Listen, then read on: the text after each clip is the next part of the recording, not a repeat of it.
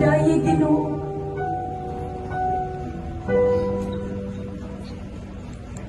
Sa pagpasimutanan, kayo't matinunalo.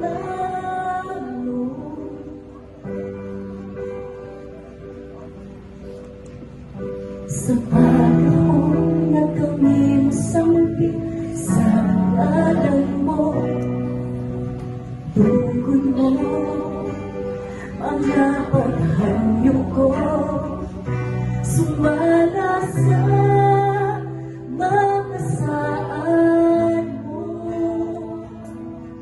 Sa kapasinugalan, ikaw kayo't matinunalo.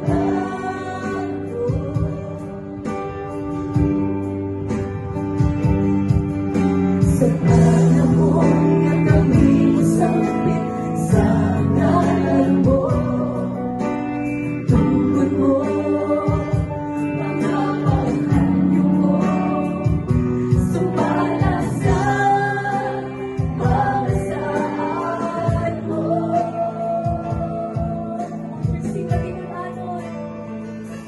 Matinunalo ka sa mga pulong mo, mga saan mo kanako, ikutan ko, wala kang mausap sa kagagalian ko, ang paglaong ko.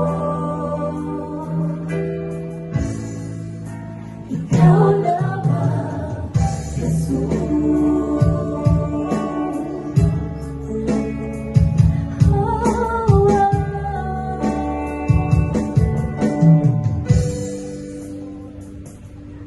Sa kapasinugalan, ikaw kayo't matinunalo.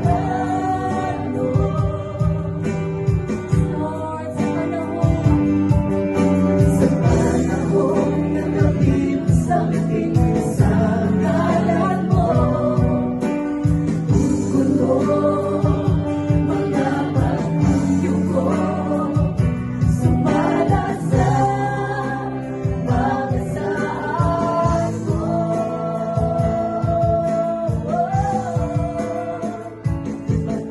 Matinunalo ka sa mga pulong mo, mga saan mo kanako, ikutan ko, wala kang mausap sa kagagalian ko, ang paglaho ko.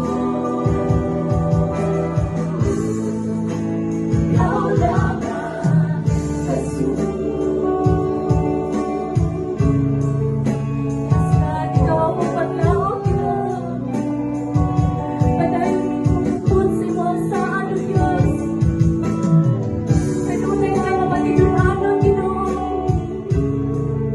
Even before, O God, may panahon na walang pinahimo tinuod sa iyong atubangan, O Diyos. Pero ang imuhang grasya kanunay, O God. Imuhang gugma, Ginoo, imong kaluoy, O Diyos. Wala mawala ka na, O Ginoo.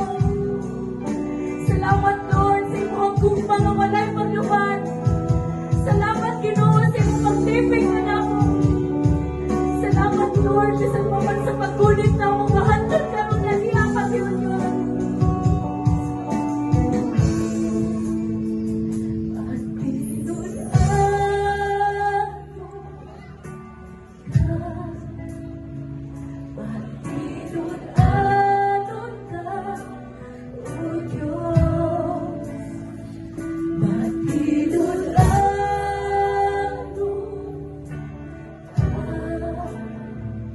Matinunalo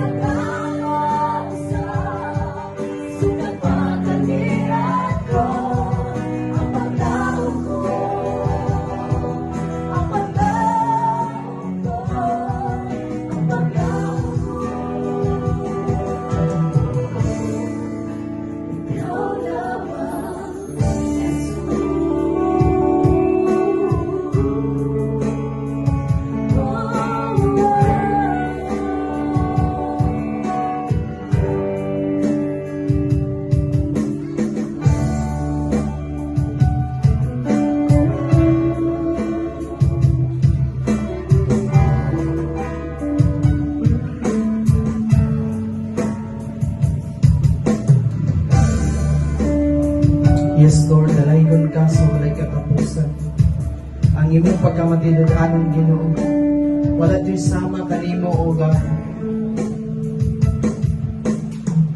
Walay pagkahuman ang imong kaluoy o ang imong grasya Ginoo. Igsuon karon nga takna kay Isaiah chapter 59 nagingon, ang akong kamot, ang kamot sa Ginoo dili mubo nga dili siya makaluwas, og dili usab bungol ang iyang dalunggan nga dili siya makadungog. Ang inyong Ginoong kalapasan maoy nag-ulang kaninyo sa inyong Dios. Ang iyong sala maoy hinungdan sa iyang pagpahilayo kaninyo, aron di siya makadungog kaninyo. Kay natina sa dugo ang inyong kamot, ug nabulin sa pagkaluotan ang inyong mga tudlo. Pulos bakak ug dautan ang inyong gipanulti.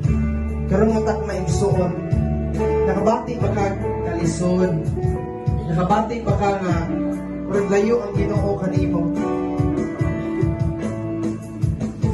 Usa ka rason igsuon nga nakabati ka kabugnaw sa imong